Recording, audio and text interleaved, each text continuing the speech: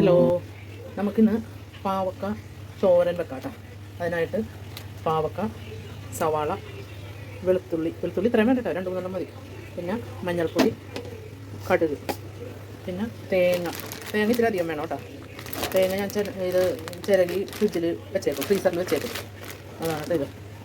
എന്നിട്ട് കവറിലാക്കി വെച്ചാൽ മതി. അപ്പോൾ ആവശ്യത്തിന് എടുക്കാം. ഒരു 3-4 എണ്ണമൊക്കെ ചിരണ്ടി ഞാൻ വെക്കും. പിന്നെ പാകത്തിന് ഉപ്പും. അപ്പോൾ നമുക്ക് ചെയ്യാൻ തുടങ്ങും.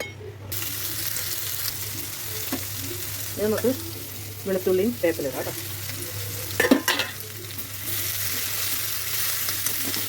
ഒരുപാട് മുരിയണമൊന്നുമില്ല കേട്ടോ. ഇതൊന്ന് വാടി കിട്ടിയാൽ മതി. അത് പാവക്കടൊപ്പം വെന്തോളും.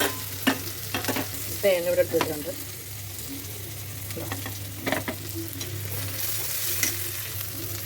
മഞ്ഞൾപ്പൊടി ഇട്ട് കൊടുത്ത് 1/2 ടീസ്പൂൺ മഞ്ഞൾപ്പൊടി, അല്ലെങ്കിൽ ഒരു 3/4 അത്ര മതി. തേങ്ങ ഇട്ട് കൊടുത്ത് പാവക്കിടാം കേട്ടോ.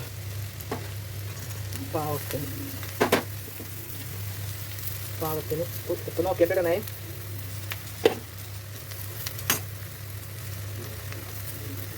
സ്പൂണ് ചൂടായിരിക്കണോണ്ടേ കൈ പൊളിപ്പോയി.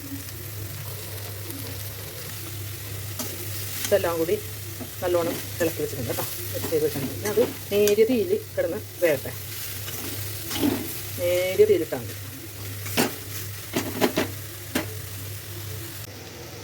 ഹലോ, അപ്പോൾ പാവക്ക റെഡി ആയിട്ടുണ്ട് കേട്ടോ.